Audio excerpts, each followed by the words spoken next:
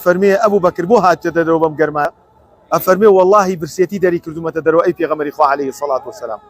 إمام عمرش أبينيت أفرمي أي عمر خير وابم قرما إلى دروي أفرمي والله سوين بوخواي كمنو توي دروس كردوات شون إيوات ندرو من شر أوا هيش تقدر مين كردو لمال إلى برسيتين. بسم الله الرحمن الرحيم الحمد لله الصلاة والسلام على رسول الله وعلى آله وصحبه ومن والاه.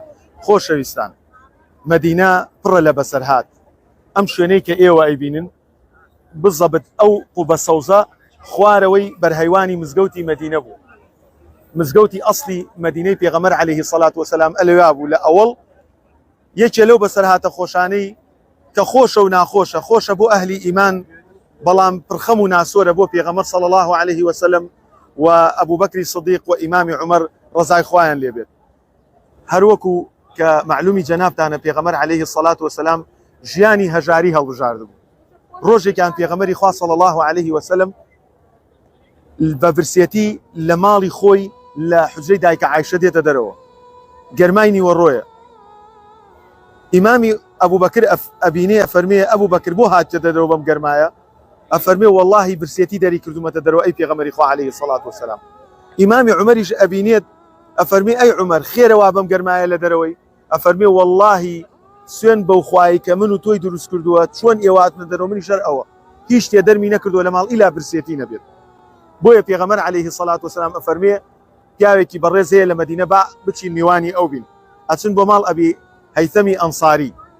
کاتێک کە ئەچنە باخوبێستانێکی زۆر خۆشی هەیە کە ئەچنە ماڵیان تەمان ئەمان برسین ئەبی لە هەیثەم ڕۆیشتووە بۆ هێنانی ئاوی سازگار ئاوی سارد چۆن بڵێ ئاوی کانیاو خێزانی لە ماڵە. پێغەمبەر عەلەیهی الصلاة والسلام فەرمێ سەلام عەلەیکم خێزانی وەڵام ناداتەوە.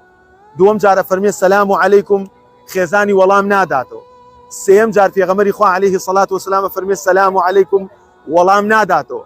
کاتێک کە کەسێک سێ جار سەلامی کرد لە ماڵێک و یان لە دەرگەیدا و دەرگیان لێ نەکردەوە واجبە لەسەری بگەڕێتەوە. پێغەمبەری خوا عەلەیهی الصلاة والسلام ئەگەڕێتەوە خێزانی کوردوتەنی بە هەڵەداوان دەرگا ئەکاتەوە فەرمێ ئەی پێغەمبەری خوا مرحبا برسول الله صلى الله عليه وسلم أي في غمر إخوان مرحبات ليبيا والله أمي السلام جوابنا أدايو أمي زياتر بلي السلام عليكم شكم أزانم سلام كاني تو دعاء بو منو مالو منالم لي ما نجرابي بزا عفرتي عاقل شونه أو جاء الرابع هلا داوان أي قرينيته و الله يا وكم روشتو أوي سازقار بيني خمالكي نبردوه شون كرد بمشي وازق ساكا بانيا كاتا جورو لقل هردو هاولا برزكيا دا أنشن لبيستانك حتى وكو أقريتو ككاتيك ئەو پیاوە بەڕێزە ئەگەڕێتەوە ئەفەرمێ ئەی هاوار بە ماڵم ئەمڕۆ لەم کاتەیە واللهی هیچ کەسێک نییە وەکو من ڕێز لێ گیراو بێ باشترین پیاوەکانی سەرزەوی لە ماڵ منان.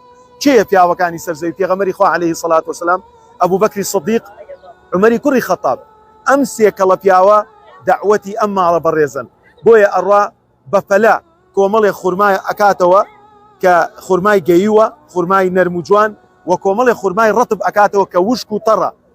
بۆیە پێغەمبەر صلی الله عليه وسلم دوعای خێری بۆکە و کاتی ئەم پیاوە بەڕێزە کە ئەچێ بۆ ناو حەیوانەکان شتێ سەر بڕێ پێغەمبەری خوا عەلەیهی الصلاة والسلام ئەزانێت چەند سەخیە ئەفەرمێ ئیاکە وەلحەلوب بۆ خاتری خوا نەکەی شیردار سەر بڕی ئەوانەی کەوەها شیریان هەیە و بێچوویان هەیە وەکو ئەگەر مەڕە بەرخ لە بەرێتی نەکەی شتێک سەر بڕە کە شیردەر نەبێت.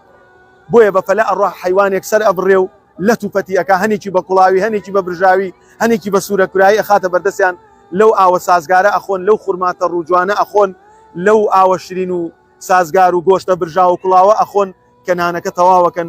پێغەمبەری خوا عەلەیهی الصلاة والسلام ئەم کۆتایی گرنگە ئەزیزەکانم بە هەردوو هاوڵەکەی ئەفەرمێ والذی نفسی بیەدی سوێن بەو زاتەی نفسی منی بەدەستە لەتوسئەلون یوم القیامة عن هذا النعیم لە ڕۆژی قیامەتە لەم ناز و نیعمەتە پرسیارتان لێکرێ. چ ناز و نیعمەتی ئەزیزەکان؟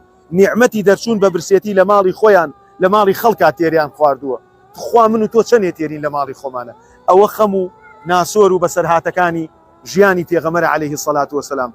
بۆیە داواکەم لە خوای پەروەردگار هەر کەسێک لە ئێمە ئەیەوێت لە ژیانیا گۆڕانکاری بکە ئازایە ئەیەوێت بە خۆیان بچێتەوە بڕۆ ژیاننامەی پێغەمبەر بخوێنەوە عەلەیهی الصلاة والسلام. پێغەمبەری باوک پێغەمبەری پیاو پێغەمبەری براگەورە پێغەمبەری ئامۆزا و خۆشەویست پێغەمبەری قائید پێغەمبەری دەوڵەمەند پێغەمبەری فەقیر و هەژاران هەر کەسێک ئێوێ گۆڕانکاری بکە ترسونۆک نییە ئەوێ بەڕاستی بێتە پێشەوە لە قیامەتی خۆی فەلیەتەفەضل بفەرموو بخوێنەوە داواکەم لە خوای پەروەردگار بەوان شادمان بکاو لە ڕۆژی قیامەتا لەگەڵێکا کۆمان کاتەوە. وەسەلام عەلەیکم وەڕەحمەتوڵڵاهی وبەرەکاتوه.